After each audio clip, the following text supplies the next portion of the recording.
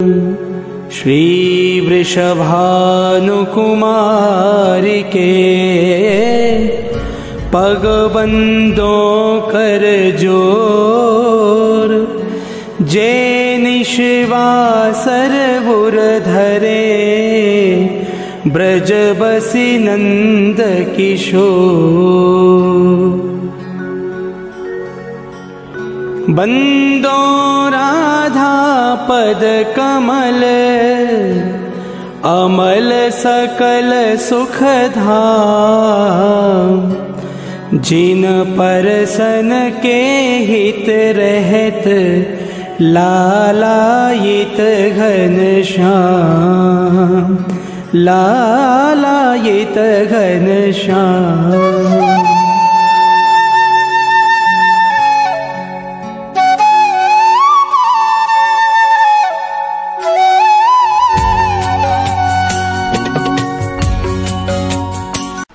नमस्कार, श्रीजीर অফিশিয়াল চ্যানেলের পক্ষ থেকে সকলকে জানাই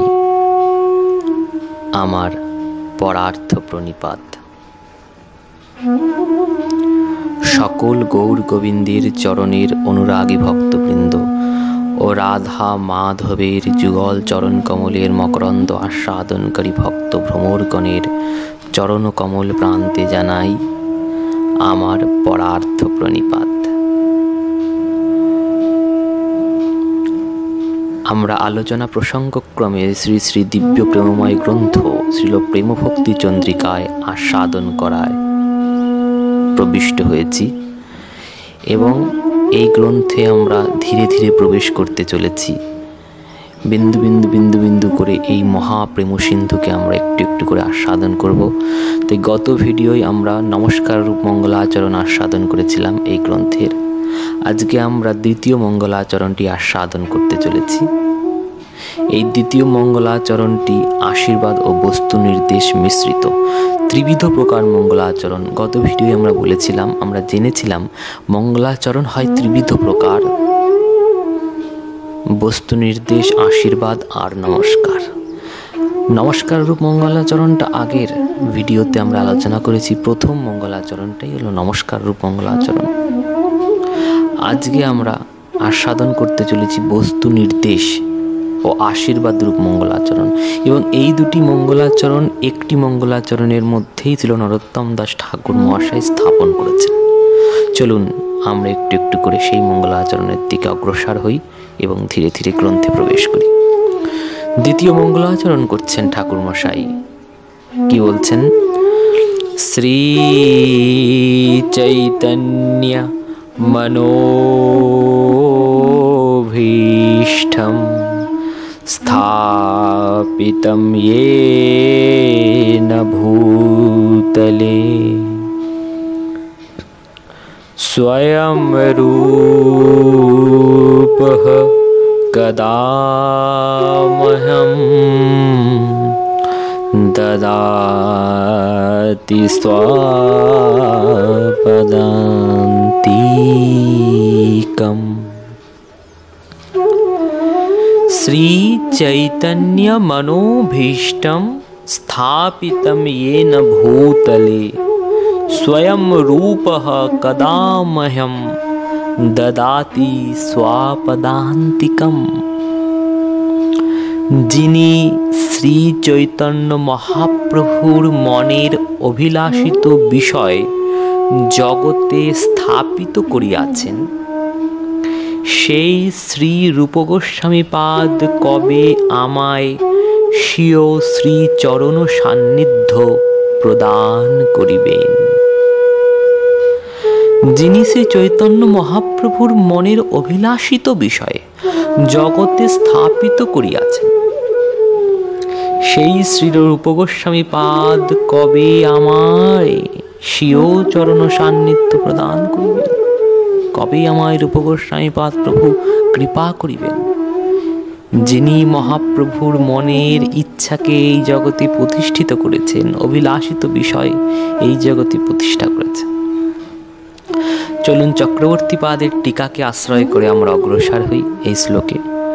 চক্রবর্তীপাদ মহাশয় টিকা করে বলছেন, श्री चैतन्य महाप्रभो मनोभीष्टं मनो अभिलाषितं श्रीमद् भगवद भक्ति रसशास्त्रं भूतले येन रूपेण स्थापितं निरूपितं स्वयं रूपः स्वपदान्तिकं निजचरणनिकटं कदा भाग्यवशेन मह्यं ददाति श्रीरूपस्य कृपया निजा अनुचरत्तेन तत्सेवन कर्मा करवानीति भावः।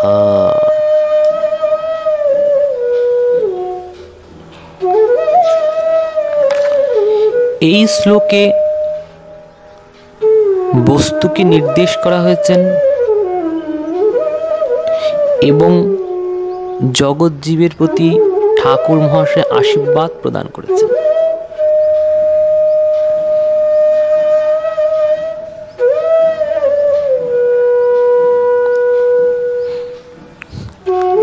এই শ্লোকে বলা হয়েছে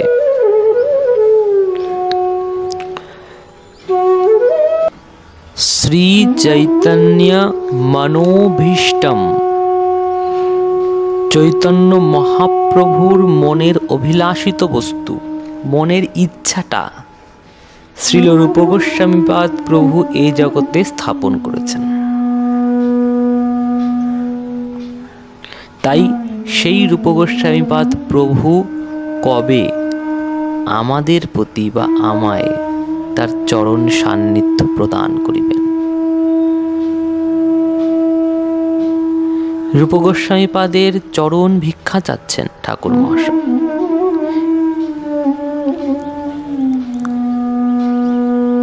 কেন চাচ্ছেন না, তিনি শ্রীমান মহাপ্রভুর মনের অভিলাষিত বা ইচ্ছাটাই এই জগতে জানিয়েছেন, প্রতিষ্ঠিত করেছেন।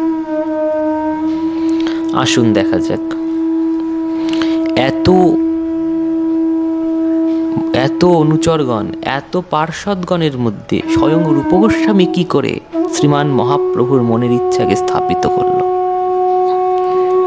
অন্য পার্ষদেরাও তো পারত, কিন্তু শ্রীল রূপ গোস্বামী পাতি কেন মহাপ্রভুর মনের ইচ্ছাটাকে স্থাপনা করলো, আর কেউ করতে পারল না কেন? কি বা মহাপ্রভুর মনের ইচ্ছা? এই মহাপ্রভুর মনের অভিলাষিত বস্তুটি কি, মনের ইচ্ছাটি কি, সেটা আগে আমরা জানি। চলো দেখা যাক। শ্রী রামানন্দ রায় শ্রীল মহাপ্রভুর নিকট বলিয়াছেন, নিজ গূঢ় কার্য তোমার প্রেম আস্বাদন, আনুষঙ্গে প্রেমময় কৈলে ত্রিভুবন। রামানন্দাই মহাপ্রভুকে বলছেন, তোমার গূঢ় কার্য, গুহ্য কাজ, গোপন কাজ প্রেমকে আস্বাদন করা। প্রেমটি কি বস্তু সেটা নিজে চেখে আস্বাদন করা। আর এই যে তুমি জগতে নাম প্রচার করছো, জগৎকে প্রেম দান করছো, এই প্রেম দানটি তোমার আনুষঙ্গিক বিষয়। এই প্রেম দানটি তোমার আনুষঙ্গিক বিষয়, এটা তোমার গূঢ় কার্য নয়। যেমন একটি মানুষকে বলা হলো, তুমি যাচ্ছ, অফিসে যাচ্ছে কোনো মানুষ, কোনো ব্যক্তি কাজের ক্ষেত্রে কোনো অফিসে যাচ্ছে, অফিসে যাওয়ার পর, অফিসে কাজ করার পর সেই ব্যক্তিটি বাড়ি ফিরে আসছে রাত্রিবেলা। তো তার স্ত্রী তাকে বললেন, আসার পথে তুমি 1 কেজি চাল নিয়ে এসো বা 1 কেজি ডাল নিয়ে এসো। সেই ব্যক্তিটি অফিস থেকে বাড়ি আসছে, বাড়ি আসাটাই তার মূল উদ্দেশ্য। স্ত্রী তাকে বলল, রাস্তায় আসার পথে যদি কোনো দোকান পাও, সেই দোকান থেকে 1 কেজি ডাল কিংবা চাল নিয়ে এসো। তো স্ত্রীর সেই কথা স্বামী শুনে আসার পথে রাস্তার থেকে 1 কেজি ডাল কিংবা চাল নিয়ে আসলো। কিন্তু মুখ্য কাজ, মুখ্য তার কর্মটি হচ্ছে বাড়িতে ফেরা। বাড়িতে ফিরছে, সেই প্রসঙ্গক্রমে বাড়িতে ফেরার প্রসঙ্গক্রমে বাড়িতে ফিরে আসার প্রসঙ্গক্রমে রাস্তায় দোকানটি পড়ে যাচ্ছে। তাই এই দোকানটি রাস্তায় যেহেতু পড়ে যাচ্ছে, তাই এটি তার আনুষঙ্গিক কর্ম, সে এখান থেকে চাল কিংবা ডাল কিনছে। কিন্তু মুখ্য কাজটা তার চাল কিংবা ডাল কেনা নয়, তার মুখ্য কাজটা গৃহে প্রবেশ করা, গৃহে ফিরে আসা। কিন্তু ফিরে আসার পথে যেহেতু দোকানটা পড়ছে, তাই জন্য সে সেই দোকান থেকে কিনে আনছে। তাই মহাপ্রভুর মুখ্য কর্ম, মুখ্য কার্য হচ্ছে প্রেমকে আস্বাদন করা, প্রেমকে চাখা। আর আনুষঙ্গিক কাজ, ওই ডাল কেনা চাল কেনার কাজটা হলো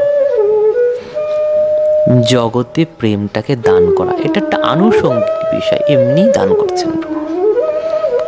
তাই প্রেম আস্বাদন করাটাই মহাপ্রভুর নিজের গূঢ় কার্য, প্রেমটাকে চাখাটাই মহাপ্রভুর গূঢ় কার্য। কোন প্রেম না, চৈতন্য চরিতামৃতে আবার ব্যাখ্যা করছেন, কইছেন রাধা প্রেমা, কইছেন মধুরিমা, কইছেন ভাবে তিহহর। কইছেন রাধা প্রেমা, কইছেন মধুরিমা, আর কইছেন ভাবে তিহভোর। এই তিনটে তার মুখ্য বস্তু। প্রথমে বলছেন কইছেন রাধা প্রেমা, রাধারানীর প্রেমটি কি রূপ। কইছেন মধুরিমা, এই রাধারানীর প্রেমের মাধুর্যটা কি রূপ,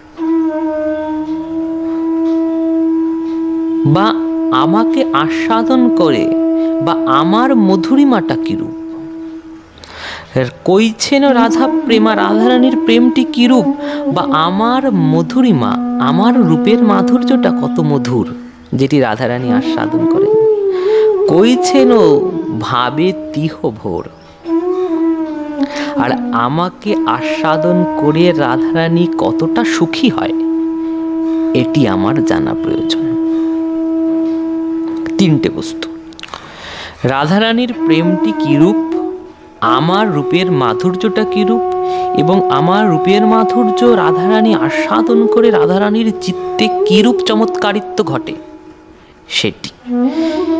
রাধারানীর প্রেমটি কি রূপ, আমার মাধুর্য কি রূপ, এবং আমার রূপের মাধুর্য আস্বাদন করে রাধারানীর মধ্যে কি চমৎকারিত্ব ঘটে, এই তিন বাঞ্ছা নিয়ে স্বয়ং ব্রজেন্দ্র নন্দন শ্রীকৃষ্ণ মহাপ্রভু শ্রী চৈতন্য রূপে শচী গর্ভ সিন্ধু হতে নবদ্বীপে অবতীর্ণ হয়েছে। তাই মহাপ্রভুর মনের অভিলাষিত এই তিনটে বস্তু, রাধারানীর প্রেমটি কি রূপ, কেমন, আমার রূপের মাধুর্যটি কেমন, এবং আমার রূপের মাধুর্য আস্বাদন করে রাধারানীর মনের চমৎকারিত্বটি কেমন। এই তিনটেই মহাপ্রভুর মনের অভিলাষিত বস্তু। এই তিন অভিলাষিত বস্তুই স্বয়ং রূপ গোস্বামীপাদ স্থাপন করেছেন জগতে। তাই মন অভিলাষিতম স্থাপিতম ইয়েন ভূতলে। কেন রূপ গোস্বামীপাদ স্থাপন করেছেন, অন্য কেউ কেন নয়। চলুন এই প্রসঙ্গে একটু আলোচনা করা যাক। ভজন প্রণালী, ভজন প্রসঙ্গ একটু অগ্রসর হওয়া যাক। কেনই রূপ গোস্বামীর দ্বারাই মহাপ্রভু তার এই তিন মনের অভিলাষিত বাঞ্ছা জগতে স্থাপন করিয়েছেন, দেখা যাক। এইটি জানার আগে রূপ গোস্বামীর পরিচয় সম্বন্ধে আমরা একটু জানি। এই রূপ গোস্বামী কে, রূপ গোস্বামীর পরিচয়টি বা কি রূপ, এটি আমরা একটু জানব।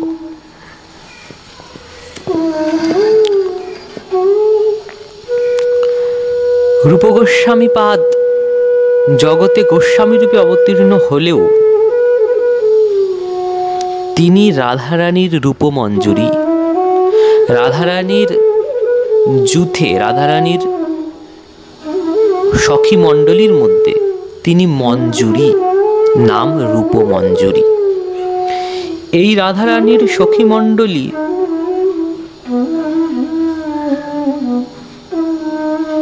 কিছু প্রকার বা কিছু প্রকারে দেখা যায়। কি কি প্রকার?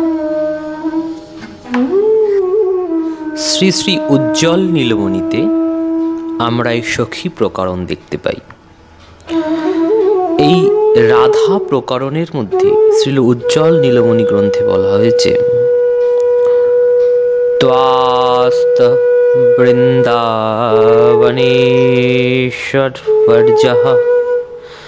সখ্যা পঞ্চবিধাঃ মতঃ সখ্যশ্চ নিত্যসখ্যশ্চ প্রাণসখ্যশ্চ কাশ্চন প্রিয়সখ্যশ্চ পরম প্রেষ্ঠসখ্যশ্চ বিশ্रुताः। तस्त वृन्दावनेश्वर्यः सख्या पञ्चविधाः मतः सख्यश्च नित्यसख्यश्च प्राणसख्यश्च काश्चन प्रियसख्यश्च परमप्रेष्ठसख्यश्च विश्रुताः। তিন প্রকারের সখী মণ্ডলী আমরা রাধারানীর সখী মণ্ডলীর মধ্যে পাই। তিন প্রকরণ সখীদের। প্রথম প্রকরণের সখীগণ, তাদেরকে বলা হয়েছে কৃষ্ণ স্নেহাদিকা। কৃষ্ণের প্রতি তারা অতীব স্নেহ প্রাপ্ত করে, কৃষ্ণকে তাদের প্রাণ পুরুষ প্রাণবল্লভ বলে মেনে নেয়, সর্বদা কৃষ্ণেরই পক্ষপাতিত্ব করে। রাধারানীর পক্ষপাতিত্ব এরা করে না, সর্বদাই শ্রীকৃষ্ণের পক্ষে এরা থাকে এবং শ্রীকৃষ্ণের পক্ষপাতিত্ব করে। কৃষ্ণের প্রতি অধিক স্নেহ, তাই নাম কৃষ্ণ স্নেহাধিকা। দ্বিতীয় সখী প্রকরণের মধ্যে যদি আমরা প্রবেশ করি, দেখব তাদেরকে বলা হয়েছে প্রিয় সখী বা পরম প্রেষ্ঠ সখী। প্রিয় সখী বা পরম প্রেষ্ঠ সখী। এই প্রিয় সখী কিংবা পরম প্রেষ্ঠ সখীগণ এরা কেমন? এদেরকে বলা হয়েছে সমস্নেহাধিকা। রাধারানীর প্রতিও যেরূপ ভালোবাসা, শ্রীকৃষ্ণের প্রতিও তদ্রূপ ভালোবাসা। রাধারানীর যেরূপ এরা পক্ষপাতিত্ব করে, ভগবান শ্রী গোবিন্দের প্রতিও এরা তদ্রূপ পক্ষপাতিত্ব করে। দুজনের প্রতি সমান দৃষ্টিকোণ রাখে, দুজনেরকে সমানভাবে ভালোবাসে, তাই সমস্নেহাধিকা। কৃষ্ণ স্নেহাধিকার মধ্যে পড়ছে ধনিষ্ঠা, বিদ্যাদি ইত্যাদি সখীগণ। প্রিয় সখী বা পরম প্রেষ্ঠ সখী যারা সমস্নেহাধিকা, রাধা কৃষ্ণের প্রতি সমভাবাপন্ন, তাদের মধ্যে পড়ছে কুড়িং খাকি প্রভৃতি ললিতাদি অষ্টসখী বৃন্দ, ললিতাদি অষ্টসখী বৃন্দ এবং কুরাং খাকি। আর প্রাণসখী বা নিত্যসখী যারা, এরা কিরকম? এরা একমাত্র রাধা স্নেহাধিকা। একমাত্র রাধারানী ছাড়া এদের আর দ্বিতীয় কেউ নাই। সর্বদাই শ্রীমতী রাধারানীর কাছেই এরা নিকটে, রাধারানীর সর্বদাই রাধারানীর সঙ্গে এরা বসবাস করে, সর্বদাই রাধারানীর সঙ্গে থাকে এবং রাধারানীর প্রতি সমর্পিত। এরা ভগবান শ্রী গোবিন্দকেও চেনে না, ভগবান শ্রী গোবিন্দের প্রতিও সমর্পিত নয়, গোবিন্দের কথাও শোনে না, একমাত্র শ্রী রাধারানীর কথাই শোনে এবং শ্রী রাধারানীর সুখ এবং শ্রী রাধারানীর দুঃখ তাদের মধ্যে দ্বারা বা তাদের মধ্যে দিয়ে অনুভাবিত হয়। একমাত্র রাধারানীর পক্ষপাতিত্ব করে এবং রাধারানী কিসে সুখী হবে একমাত্র সেই চেষ্টাই করে। তাতে যদি ভগবান শ্রী গোবিন্দ দুঃখীও হয়, তাতেও এরা কোনো রকম মনের দুঃখ প্রকাশ করে না। কৃষ্ণ যদি দুঃখীও হয়, সত্ত্বেও এরা কখনো কৃষ্ণের মনের দুঃখে এরা দুঃখী হয় না। যদি রাধারানী দুঃখী হয় তবেই এরা দুঃখী, আর রাধারানীর সুখে এরা সুখী। রাধারানীকে সুখ প্রদান করাই এদের একমাত্র কর্তব্য, এবং রাধারানীকে সুখী করাই এদের একমাত্র কর্তব্য।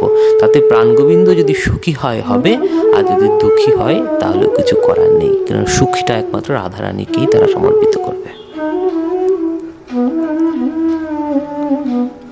তাই এই যে প্রাণসখী বা নিত্যসখী যারা, রাধারানীর প্রতি যারা সমর্পিত চিত্ত,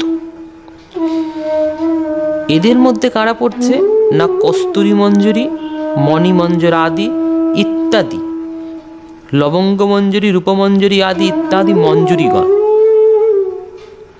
সমস্ত মঞ্জুরিগণ এদের মধ্যে পড়ছে। বা যারা এই রাধারানীর প্রতি, তারা রাধারানীর প্রতি সমর্পিত যে সখীবৃন্দ, যারা তাদেরকে বলা হয়েছে প্রাণসখী কিংবা নিত্যসখী, এদের আরেকটি নাম দেয়া হয়েছে যার নাম হচ্ছে মঞ্জুরি। তাদেরকে বলা হয় মঞ্জুরি। এরা বয়সে খুব কম, 13 বছর বয়সের হয়, ছোট্ট মঞ্জুরি। এরা কেমন হয়? অধিকারের দিক থেকে শ্রেষ্ঠ নয়, সৌভাগ্যের দিক থেকে শ্রেষ্ঠ। অধিকারের দিক থেকে ললিতা, বিশাখা, ইন্দুলেখা, চম্পকলতা, রঙ্গদেবী, সুদেবী, তুঙ্গবিদ্যা আদি অষ্টসখী বৃন্দ যারা সমস্নেহাধিকা, তারা আগে অধিকার, তো অধিকারের দিক থেকে তারা আগে। কিন্তু সৌভাগ্যের দিক থেকে মঞ্জুরিগণ আগে। রাধারানীর নিভৃত নিকুঞ্জে যখন শ্যামসুন্দর আর রাধারানী নিভৃত নিকুঞ্জের মধ্যে গোপন লীলাবিলাসে রত হয়, তখন সেখানে কোনো সখীদের, ললিতা, বিশাখা, ইন্দুলেখা, চম্পকলতা আদি কোনো সখীকে রাধারানী তার নিজ কুঞ্জের মধ্যে প্রবেশ করতে দেয় না, যখন প্রাণগোবিন্দ রাধারানী একান্তে কুঞ্জের মধ্যে থাকে। কিন্তু একমাত্র মঞ্জুরি বৃন্দ যারা, তারা ছোট বয়সে, 13 বছর বয়স, ছোট বাচ্চা মেয়ে, তাই এই মঞ্জুরি বৃন্দরা রাধারানীর ও শ্যামসুন্দরের সেই নিকুঞ্জের মধ্যে থাকতে পারে, সেই অধিকার রাধারানী এদেরকে দিয়েছে, সেই সৌভাগ্য আছে। এবং রাধারানী ও শ্যামসুন্দরের যত সেবার জন্য তাম্বুলাদি মঞ্জুরিগণ সেখানে প্রস্তুত করে। এবং এরা কাদের আনুগত্যে প্রস্তুত করে না সখীবৃন্দ যারা, যারা ললিতা আদি, বিশাখা আদি যারা সখীবৃন্দ, তাদের আনুগত্যে এরা থাকে, কিন্তু রাধারানীর অতীব নিকটে এরা থাকে, যেখানে সখীরাও থাকতে পারে না। তাদেরকে বলা হয়েছে মঞ্জুরি, নামে অভিহিতা। এই মঞ্জুরির গুণ কেমন, এই মঞ্জুরির রূপ কেমন, চলুন দেখা যাক। এই মঞ্জুরির রূপের সম্বন্ধে, এই মঞ্জুরির গুণের সম্বন্ধে শ্রী রামাই ঠাকুর মা জাহ্নভা মাতার কাছে প্রশ্ন করেছেন। নিত্যানন্দ প্রভুর স্ত্রী জাহ্নভা মাতার কাছে শ্রী রামাই ঠাকুর প্রশ্ন করছেন, কি বলছেন? ঠাকুর কহেন কৃপা করি আগে কহ, ভাবোল্লাসা রতি কথা আমারে শোনাহ।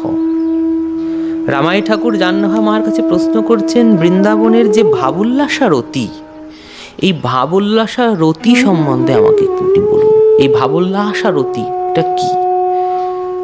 রতি 3 প্রকার, সেই দিকে আর ঢুকলাম না। ভাবোল্লাসা রতিটা কি সেটা জিজ্ঞাসা করছেন। আমি অজ্ঞ নাহি জানি ইহার সন্ধান, দয়া করি বল প্রভু না ভাবিও আন। জাহ্নভা কহেন বাপু শোনো সাবধানে।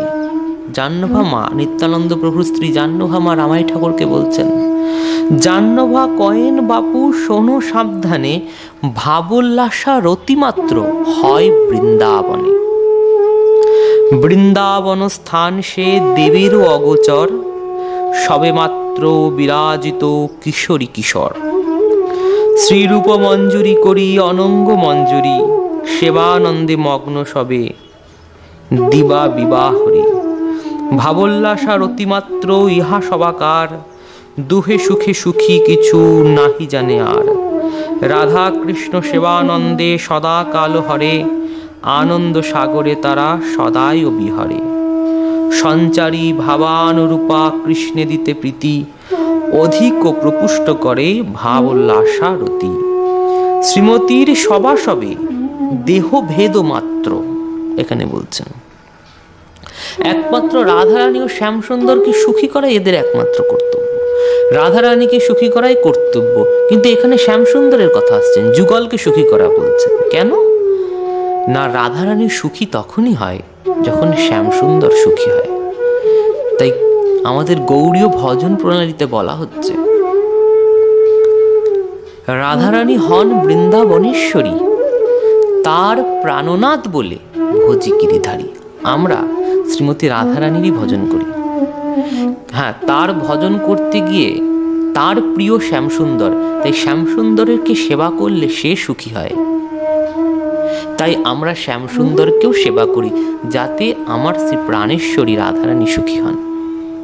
তাই শ্যামসুন্দরকে সুখী করি কেন, শ্যামসুন্দরকে সেবা করি কেন, যাতে রাধারানী সুখী হয়। তাই যুগলকে সেবা করে আমরা, যুগলকে সেবা করাটাই মঞ্জুরিদের একমাত্র উদ্দেশ্য। কেন, রাধারানীকে সেবা করলে যদি শ্যামসুন্দরকে সেবা না করা হয় রাধারানী দুঃখী হবে, আর সেই দুঃখী হলে মঞ্জুরিরাও দুঃখী হবে। তাই মঞ্জুরিরা সুখী হবে কখন, যখন রাধারানী সুখী হবে। আর রাধারানী সুখী হবে কখন, যখন শ্যামসুন্দর সুখী হবে।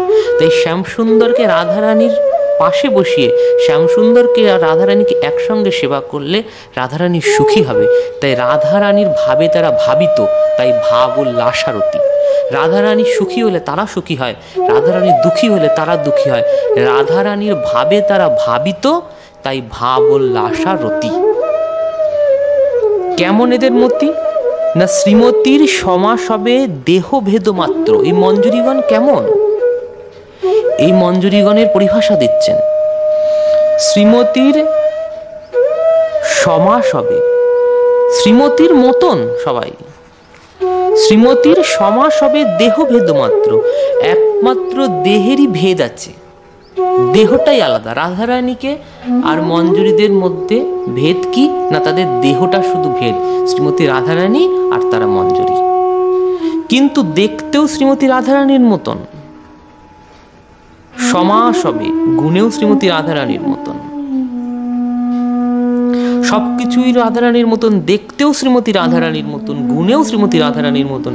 কিন্তু একটাই ডিফারেন্স বা একটাই পার্থক্য, রাধারানী আলাদা আর তারা আলাদা। তত্ত্বের দিক থেকে তারা আলাদা, মহিমার দিক থেকে তারা এক। তাই কি কেমন এদের না, এক প্রাণ এক আত্মা সবই রাধা তত্ত্ব। একটাই প্রাণ, রাধারানীর যে প্রাণ যে আত্মা, মঞ্জুরিগণেরও একই প্রাণ একই আত্মা। রাধারানীর প্রাণ এবং রাধারানীর আত্মা আর মঞ্জুরিগণের প্রাণ ও মঞ্জুরিগণের আত্মা একমাত্র এক, অভিন্ন, ভিন্ন নয়, আলাদা নয়। সবকিছুই রাধারানীর মতন, তাদের আত্মা তাদের প্রাণ শ্রীমতী রাধারানীর যে আত্মা তারাও সেই একই আত্মা। যেমন শ্যামসুন্দর রাধারানী এক আত্মা, দুই দেহ ধরি অনন্যে বিলাস রস আস্বাদন করি, সেই দুই এক এবে চৈতন্য গোসাই, লীলা আস্বাদিতে নারে দুহে কোঠাই। রাধার কৃষ্ণ যেমন একই আত্মা, মঞ্জুরিগণ ও রাধারানীর সেই রকম একই আত্মা, একই মন, একই ভাব। তাই কেমন না, সম্ভোগের কালে দুহ অনঙ্গ উল্লাস। রাধার কৃষ্ণ যখন মিলিত হয় তখন রাধারানী যত সুখ পায়, রাধারানী যত আনন্দ পায়, তার থেকে অধিক অধিক গুণে বেশি আনন্দ এই মঞ্জুরিরা অনুভব করে। কেন, একইভাবে ভাবিত, রাধারানীর মনের ভাবেই এরা ভাবিত। রাধারানী যখন আনন্দিত হয় এরাও তদ্রূপ আনন্দিত হয়। রাধা অঙ্গে পুলক ভাব সখাতে প্রকাশ। রাধারানীর অঙ্গ যখন পুলকিত হয় এদের অঙ্গ তার থেকে অধিক অধিক বেশি পুলকিত হয় প্রেমে। রাধারানীর মধ্যে যখন শ্যামসুন্দরের প্রতি প্রেম উৎপন্ন হয়, প্রেমের তরঙ্গ ঢেউ খেলে যায়, এদের মধ্যে সেই প্রেমের তরঙ্গ কোটি গুণ বেশি ঢেউ খেলে যায়। তাহলে আনন্দিত কে বেশি হয়, রাধারানী না মঞ্জুরিগণ? আনন্দিত বেশি হয় মঞ্জুরিগণ। কেননা রাধারানীর ভাবে ভাবিত, রাধারানীর মনের ভাবে যখন রাধারানী আনন্দিত হয় সেই আনন্দ কোটি কোটি গুণে বৃদ্ধি পায়। কেমন ভাবে বৃদ্ধি পায় সেটাও বলছেন। যত সুখ পায় বৃষভানুর নন্দিনী, তার সপ্তগুণ সুখ আস্বাদয়ে সঙ্গিনী। কোন ছলে কৃষ্ণ সঙ্গে সখীরে মিলায়, সে আনন্দ দেখি শুনি কোটি সুখ পায়। সপ্তগুণে রাধারানীর মধ্যে যদি সুখ একগুণ হয়, আনন্দ একগুণ হয়, সেটি সপ্তগুণে, সপ্তগুণ বৃদ্ধি মঞ্জুরিদের মধ্যে দেখা যায়। কোন ছলে রাধারানীর সঙ্গে কৃষ্ণকে মিলিয়ে দেয়, দিয়ে রাধারানীকে সুখী করে, আর সুখী হয়ে বা রাধারানীকে যখন সুখী করে, রাধারানীর সুখ প্রাপ্তি যখন শ্যামসুন্দরের সঙ্গে মিলিত হয়ে রাধারানীর হৃদয়ের মধ্যে অনুভাবিত হয়, সেই ভাবনাটা কোটি কোটি গুণে বৃদ্ধি হয় এই মঞ্জুরির হৃদয়ের মধ্যে।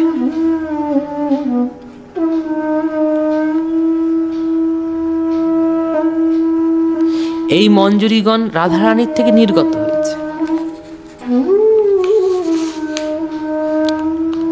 কেমন? মঞ্জুরি অনঙ্গ রূপ তার অনুগতা, মঞ্জুরি লবঙ্গ রস রতি গুণ আদি। রূপমঞ্জুরি, লবঙ্গ মঞ্জুরি, রতিমঞ্জুরি, গুণমঞ্জুরি, রসমঞ্জুরি ইত্যাদি 9টা মঞ্জুরি, 9 মঞ্জুরি। রূপমঞ্জুরি, রতিমঞ্জুরি, লবঙ্গ মঞ্জুরি, গুণমঞ্জুরি, রসমঞ্জুরি, বিলাসমঞ্জুরি ইত্যাদি মঞ্জুরি এই নবমঞ্জুরি বা অষ্টমঞ্জুরি, অষ্টসখী অষ্টমঞ্জুরি। এই অষ্টমঞ্জুরি প্রধান, এবং এই রাধারানীর রূপের থেকে রূপান্তরিত হয়েছে রূপমঞ্জুরি, রাধারানীর গুণের থেকে গুণান্তরিত হয়েছে গুণমঞ্জুরি। রাধারানীর গুণ দিয়ে যে মঞ্জুরি তৈরি হয়েছে তার নাম গুণমঞ্জুরি। ছিল গোপাল ভট্ট গোস্বামী মহারাজ। গুণমঞ্জুরি। রতিমঞ্জুরি, রাধারানীর রতি মন দিয়ে যে মঞ্জুরি তৈরি হয়েছে, রতিমঞ্জুরি। শ্রী রঘুনাথ দাস গোস্বামী পাদ। রাধারানীর রূপ দিয়ে যে মঞ্জুরি তৈরি হয়েছে, রূপমঞ্জুরি, শ্রী রূপ গোস্বামী পাদ।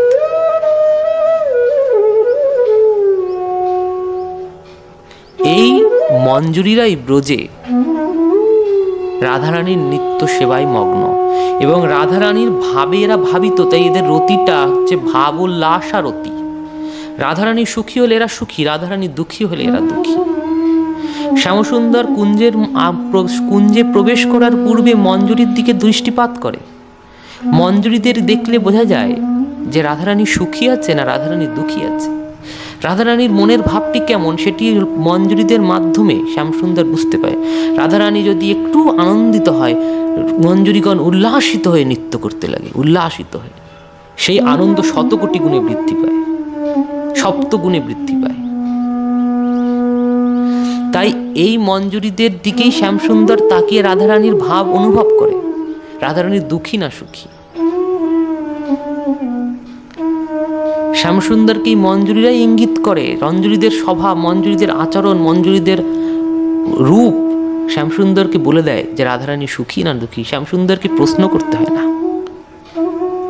আর এই মঞ্জুরিরা অষ্টসখীর আনুগত্যে সেবা করে। ললিতা বিশাখা ইন্দুলেখা চম্পকলতার আনুগত্যে অষ্টসখীগণ সেবা করছে, অষ্টমঞ্জুরিগণ সেবা করছে। এই অষ্টসখীর আনুগত্যেদের সেবা। তাই আমাদের গৌড়ীয় ভজনটা আনুগত্যে ভজন।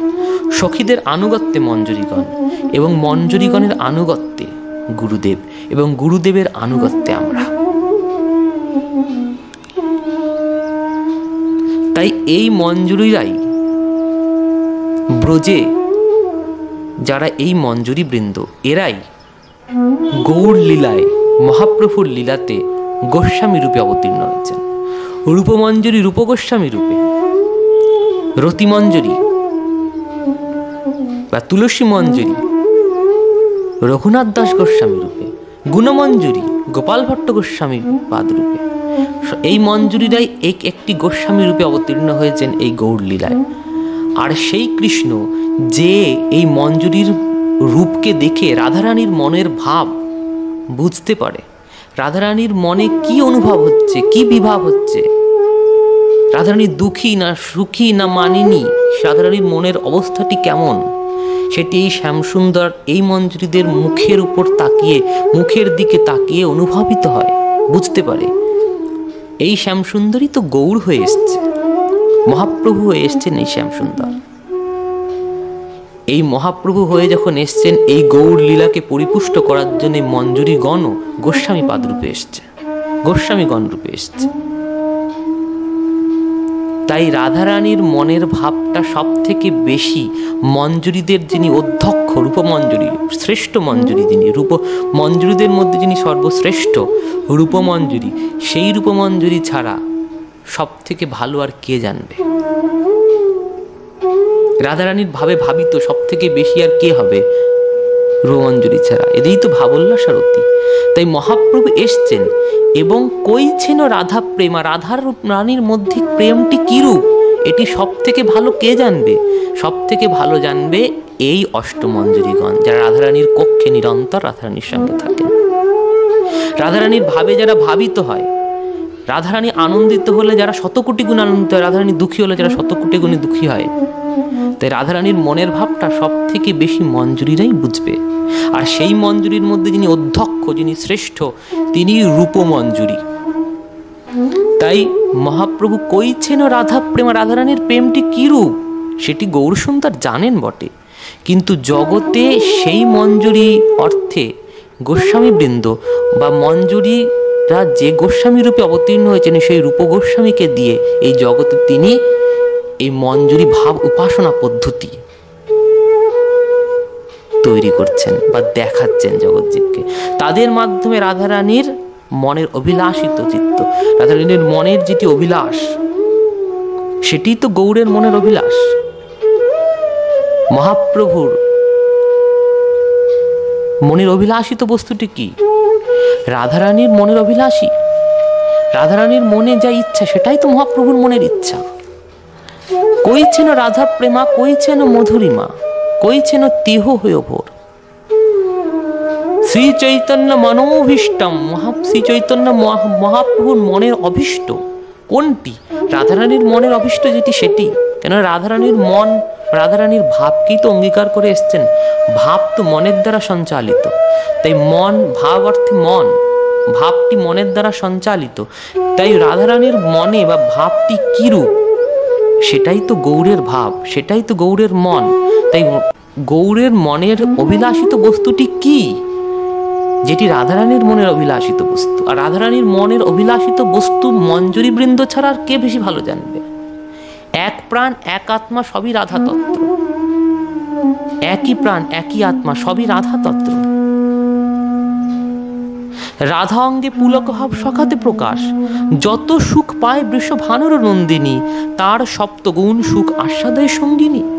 বৃষভানুনন্দিনী রাধারানী যত সুখী সুখী হন, তার থেকে সপ্তগুণ সুখ মঞ্জুরিগণ আস্বাদন করে। তার ভাবে ভাবিত হয়, সে দুঃখী হলে দুঃখী হয়, সে সুখী হলে সুখী হয়। রাধারানীর কি চাই, রাধারানীর কি পছন্দ, রাধারানী কি চাচ্ছেন, তিনি কি মানিনী হয়ে আছেন, সে কি সুখী হয়ে আছেন, সে কি কলহান্তরিত অবস্থায় আছেন, কি অবস্থায় আছেন, সেটি সব থেকে বেশি রাধারানীর মনের থেকেও শতশত গুণে বেশি মঞ্জুরিদের মনের মধ্যে অনুভবিত হয়। তাই এই রাধারানীর মনের মধ্যে কি অভিলাষিত বস্তু সেটি মঞ্জুরিরা সব থেকে শ্রেষ্ঠ জানে। আর মঞ্জুরিদের মধ্যে যিনি শ্রেষ্ঠ বা অধ্যক্ষ রূপমঞ্জুরি অর্থে রূপগোস্বামী পাদ, সেটি সব থেকে বেশি জানে, ভালোভাবে জানে। তাই রাধারানীর মন আর গৌরের মনটা একই, আলাদা নয়। রাধারানী তো গৌর, রাধারানীর ভাব যখন অঙ্গীকার করে এসছেন মহাপ্রভু, রাধারানীর মনের যেটি অভিলাষিত, রাধারানীর মনের যেটি অভিলাষিত বস্তু, কইছেন রাধা প্রেমা, কইছেন মধুরিমা। রাধারানীর মনের মধ্যে কি আছে, তার মনের অভিলাষিত বস্তুটি কি? সেটি যেটি গৌরের অভিলাষিত বস্তু। কেননা মন দুটোই এক, রাধারানীর মন আর গৌর সুন্দরের মনটা একই। তাই রাধারানীর মন যখন সব থেকে বেশি ভালো মঞ্জুরিরা বোঝে, তাহলে গৌরের মনের মধ্যে অভিলাষিত বস্তুটি কি সেটি মঞ্জুরিরাই বুঝবে। তাই মহাপ্রভু সবাইকে ছেড়ে মঞ্জুরিদের যিনি অধ্যক্ষ রূপমঞ্জুরি অর্থে রূপগোস্বামী পাদকে দিয়ে তার মনের অভিলাষিত বস্তুটা জগতে স্থাপন করিয়েছেন। গৌরাঙ্গ মহাপ্রভুর কৃপাতেই করেছেন রূপগোস্বামী পাদ, কিন্তু এই কৃপাটি জগৎজীবকে প্রদর্শন করার জন্য। রূপগোস্বামী পাদের মধ্যে এই অভিলাষিত বস্তুটি এমনি সংরক্ষিত আছে। রূপগোস্বামী পাদ প্রভু স্বীকার করছেন যে মহাপ্রভুর করুণাতেই আমি বলছি, এটি ঠিক, মহাপ্রভুর করুণা আমি বলছি বটে, এটি রূপগোস্বামী পাদের দৈনতা। কিন্তু আমরা জানি রূপগোস্বামী পাদের হৃদয়ের মধ্যে মহাপ্রভু শক্তি সঞ্চার করেছে তো বটে, কিন্তু তার নিজেরও যথেষ্ট ক্ষমতা ছিল রাধারানীর মনের ভাব অর্থাৎ গৌড়ের মনের ভাবকে তুলে ধরা। তাই চক্রবর্তীপাদ এখানে বলছেন, শ্রী চৈতন্য চক্রবর্তীপাদ মহাশয় বলছেন, তাই রূপগোস্বামী পাদ এসে কি করলেন? মহাপ্রভুর মনের অভিলাষিত বস্তুটি কি না, শ্রী চৈতন্য মহাপ্রভুর মনোভীষ্টম মন অভিলাষিতম শ্রীমদ ভগবত ভক্তি রসশাস্ত্রম ভূতলে येन রূপেণ স্থাপিতম নিরূপিতম। ভক্তি রসশাস্ত্র এখানে আবার প্রমাণ করছে, ভক্তি রসশাস্ত্রটি মহাপ্রভুর মনের অভিলাষিত বস্তু, সেটি রূপগোস্বামী পাদ তার গ্রন্থের মাধ্যমে তুলে ধরেছেন। রসশাস্ত্র কেন? রসের যেটি সর্বোৎকৃষ্ট রস সেটি মধুর রস, আর মধুর রসের মধ্যে বা মধুর রস যারা পরিচালনা করে তারা হলেন ব্রজের গোপীগণ, আর সেই গোপীগণের মধ্যে যিনি শ্রেষ্ঠ গোপিকা শিরোমণি তিনি হলেন শ্রীমতী রাধারানী। তাই রস রাধারানী ছাড়া কখনো পরিচালিত হতে পারে না। তাই রাধারানীর মনের মধ্যে কি আছে সেটাই রসশাস্ত্র, তাই এই রসশাস্ত্রটি একমাত্র রূপগোস্বামী স্থাপিত করেছেন মহাপ্রভুর প্রেরণায়, করুণাতে। কেননা তিনি রাধারানীর মনকে সব থেকে ভালো বোঝেন, কেননা তিনি ব্রজের রূপমঞ্জুরি, যিনি রাধারানীর ভাবে ভাবিত সর্বদাই, এবং রাধারানীর সুখে কোটি গুণ সুখী, রাধারানীর দুঃখে কোটি গুণ দুঃখী। রাধারানী যতটা সুখী হবে তার থেকে কোটি গুণ সুখী সে হয়, আর রাধারানী যতটা দুঃখী হয় তার থেকে কোটি কোটি গুণ দুঃখী সে হয়। তাই রাধারানীর মনের মধ্যে কি ভাব সেটি সেই জানে। তাই রাধারানীর মনের ভাব যেটি, সেটি রস, সর্বোৎকৃষ্ট রস, মধুর রস। রসের মধ্যে মধুর রস সর্বোৎকৃষ্ট, আর সেটি হলো প্রধান রস যেটি রাধারানীর মনের মধ্যে আছে, আর সেটি মহাপ্রভুর মন। আর মহাপ্রভুর মনে কি আছে সেটাই উল্টে আবার স্বয়ং বিশ্বনাথ চক্রবর্তী বলছেন ভক্তি রসশাস্ত্রম, অর্থাৎ রাধারানীর মনটাই মহাপ্রভুর মন, এবং মহাপ্রভুর মনের মধ্যে কি আছেন ভক্তি রসশাস্ত্র, আর রসের সর্বোৎকৃষ্ট হলো মধুর রস, আর মধুর রস যিনি পরিচালনা করেন ব্রজের গোপীগণ, আর তাহার মধ্যে শ্রেষ্ঠ শ্রীমতী রাধারানী। আর রাধারানীর ভাবে যিনি সর্বদাই ভাবিত, রাধারানীর ভাব যার মধ্যে কোটি কোটি গুণ বৃদ্ধি পায়, যাদের মধ্যে তারাই হলো মঞ্জুরি বৃন্দ, এবং সেই মঞ্জুরির মধ্যে যিনি অধ্যক্ষ তিনি রূপমঞ্জুরি, এবং সেই রূপমঞ্জুরি রূপগোস্বামী পাদরূপে যখন অবতীর্ণ হয়েছেন মহাপ্রভু তাকে দিয়েই শ্রীমতী রাধারানীর রসশাস্ত্র প্রচার করিয়েছেন। তাই মহাপ্রভুর মনের অভিলাষিত, অর্থাৎ রাধারানীর মনে যেটি অভিলাষিত, রাধারানী মহাপ্রভুর মন যেহেতু অভিন্ন ভিন্ন নয়, সেহেতু দুজনের মনই এক, তাই স্বয়ং রূপগোস্বামী পাদ মহাপ্রভুর মনের অভিলাষিত বস্তু স্থাপন করিয়েছেন। তাই সেটি কি না ভক্তি রসশাস্ত্রম। কি কি? ভক্তি রসামৃত সিন্ধু, উজ্জ্বল নীলমণি, বিদগ্ধ মাধব, ললিত মাধব নাটক, স্তবমালা ইত্যাদি গ্রন্থ দ্বারা ব্রজের সেই রাধারানীর হৃদয়ের যে রস, মাধুর্য রস, প্রেমের যে মাধুর্যময় রস, সেই রসের যে শাস্ত্র, সেই রসশাস্ত্র এই রূপগোস্বামী পাদই প্রচার করেছেন। তাই রূপগোস্বামী পাদকে বলা হয়েছেন ব্রজরসের মন্ত্রদ্রষ্টা ঋষি। ব্রজরসের যিনি মন্ত্রদ্রষ্টা ঋষি, মন্ত্র দেয়া মাত্র ঋষির গুরুদেবের কাছ থেকে মন্ত্র নিলে, বা ঋষির কাছ থেকে যদি কোনো ঋষিবরের কাছ থেকে মন্ত্র নেওয়া হয়, সেই মন্ত্র তৎক্ষণাৎ কাজ করে। সেই রকম ব্রজরসের যে মন্ত্র, সেই মন্ত্র একমাত্র রূপগোস্বামী পাদ দিতে পারে, রূপগোস্বামী পাদের গ্রন্থ দিতে পারে। রূপগোস্বামী পাদের গ্রন্থকে যদি আমরা আশ্রয় করি, ব্রজের রসের মন্ত্র তৎক্ষণাৎ আমাদের হৃদয় মন্দিরে প্রবেশ করবে, আর তৎক্ষণাৎ সেই রস, সেই মন্ত্র তার ক্রিয়া করতে শুরু করবে, আর ব্রজের রস আমাদের হৃদয়ে অনুভাবিত হবে।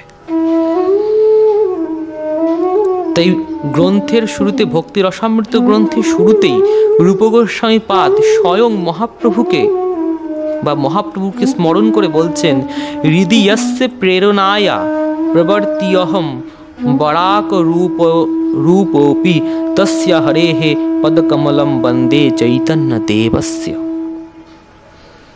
আমি অতি ক্ষুদ্র জীব হইয়াও যাহার প্রেরণায় এই ভক্তি রসগ্রন্থ প্রণয়ন প্রবৃত্ত হইয়াছি, সেই শ্রীকৃষ্ণ চৈতন্য দেবের চরণ কমল আমি বন্দনা করি। দৈন ভরে মহাপ্রভুর চরণে বন্দনা করছেন। যদিও সে রসশাস্ত্র সম্বন্ধে অবগত, তবুও মহাপ্রভুর করুণায় লীলা পরাক্রমে লীলাবশে মহাপ্রভুর প্রেরণাতেই রূপ গোস্বামীপাদ গ্রন্থ লিখছেন যেহেতু, তাই মহাপ্রভুকে প্রথমেই দৈন বশতায় তার চরণ কমল বন্দনা করছেন, মহাপ্রভুর শ্রীচরণ বন্দনা করছেন রূপ গোস্বামীপাদ।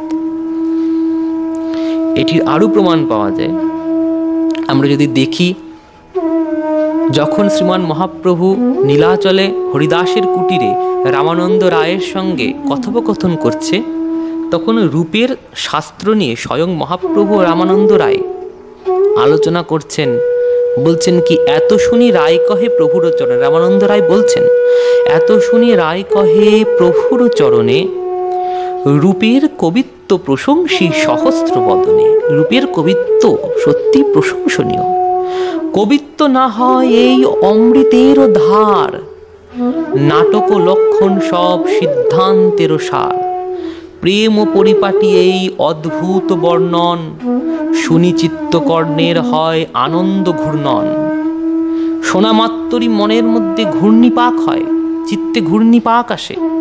এত অপরূপ প্রেম পরিপাটি দিয়ে তৈরি করা এই রূপের রসশাস্ত্র, বাহ কি সুন্দর! রামানন্দ রায় বলছেন, কিম কাব্যেন কাব্যস্ত কিম কাব্যেন কবেস্তস্য কিম কাণ্ডেন ধনুষ্মতঃ পরস্য হৃদয়ে লগ্নম ন ঘূর্ণয়তি যচ্ছিরঃ।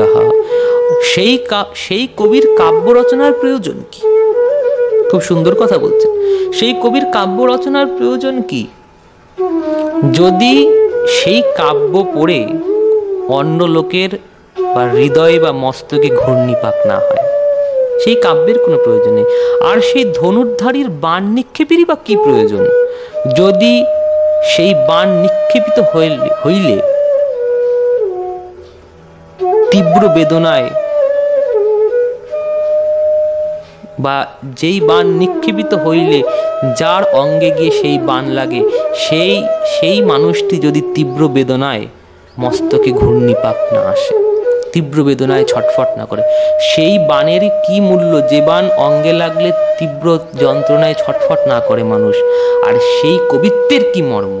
যে কবিত্ব শুনে মানুষের হৃদয়ে প্রেমের ঘূর্ণিপাক না হয়, প্রেমের ঘূর্ণায়ন তৈরি না হয়, মূর্ছিত হয়ে না পড়ে যায় প্রেমে, সেই কবিত্বেরই বা কি প্রয়োজন? তাই রূপ গোস্বামীপাদের রসশাস্ত্রের মধ্যে সেই প্রেম দর্শন করা যায়। রামানন্দ রায় বলছেন, চিত্তে কর্ণে হয় আনন্দ ঘূর্ণন। আর কি? তোমার শক্তি বিনু এই জীবে নাহে বাণী, তুমি শক্তি দিয়া কহো হেহ অনুমানী।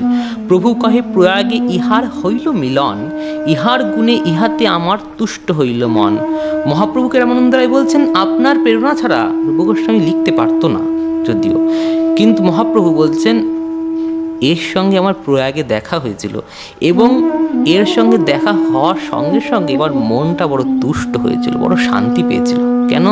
মধুর প্রসন্ন ইহার কাব্য অলঙ্কার, কাব্য সালঙ্কার। এর কাব্যে এত সুন্দর অলঙ্কার, যা পড়ে আমি অদ্ভুত। কাব্যের সালঙ্কার, কাব্যের অলঙ্কার এত অদ্ভুত। ওই যে কবিত্ব বিনু নহে রসেরও প্রচার, রসের প্রচার রূপ ছাড়া আর কেউ করতে পারবে না। মহাপ্রভু স্বীকার করছে, একমাত্র রসের প্রচার রূপই করতে পারে। রূপের কবিত্বের মধ্যে সেই ভাব অলঙ্কার দর্শন করা যায়, প্রেমালঙ্কার দর্শন করা যায়। সবে কৃপা করি ইহারে দেহ এই বর, ব্রজলীলা প্রেমরস বর্ণে নিরন্তর। সবার কাছে মহাপ্রভু কৃপা ভিক্ষা যাচ্ছেন, সব বৈষ্ণবগণ তোমরা কৃপা করো যেন এই রূপ গোস্বামীপাদ ব্রজলীলার প্রেমরস যেন নিরন্তর বর্ণনা করতে পারে তার গ্রন্থের মাধ্যমে। তাই মহাপ্রভুর যে মন অভিলেষ বস্তু, যে ভক্তি রসশাস্ত্র, সেই রসশাস্ত্র এই রূপের দ্বারাই জগতে প্রকাশিত হয়েছে। কেননা তিনি ব্রজের মঞ্জুরি অধ্যক্ষ রূপমঞ্জুরি।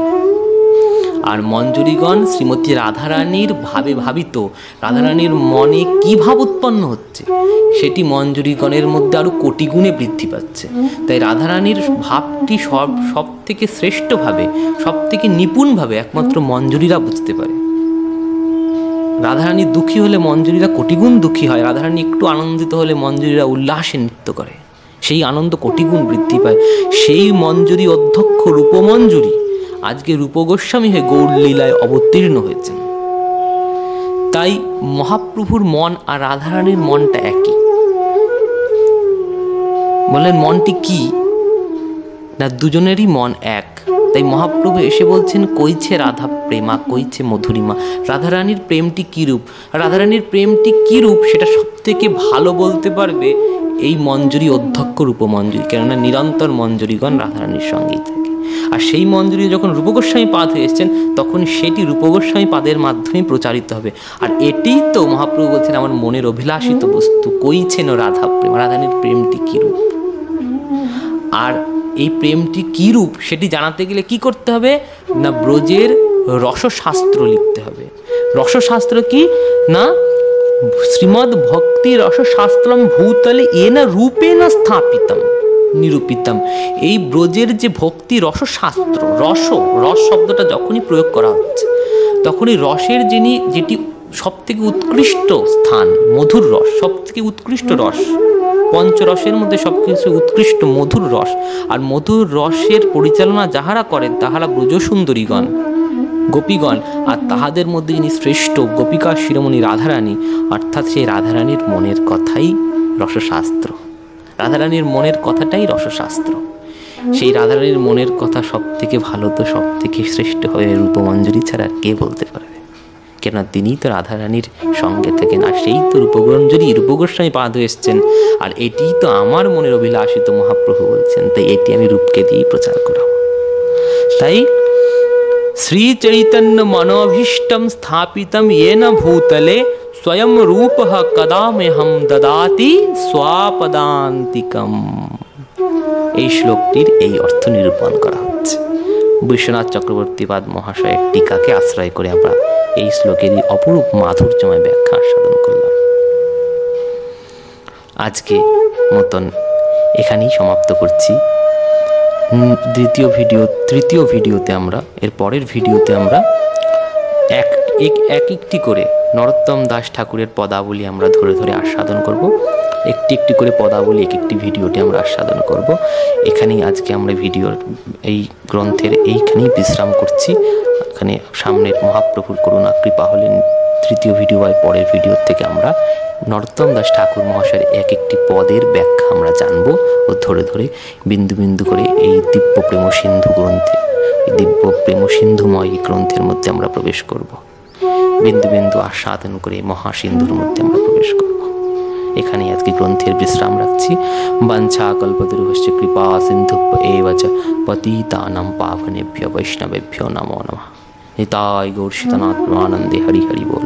निताय गौर शीतनाथ प्रेमानंदे हरि हरि बोल। निताय गौर शीतनाथ प्रेमानंदे हरि हरि बोल। जय जय श्री राधे, जय श्री राधे, जय जय श्री राधे श्याम।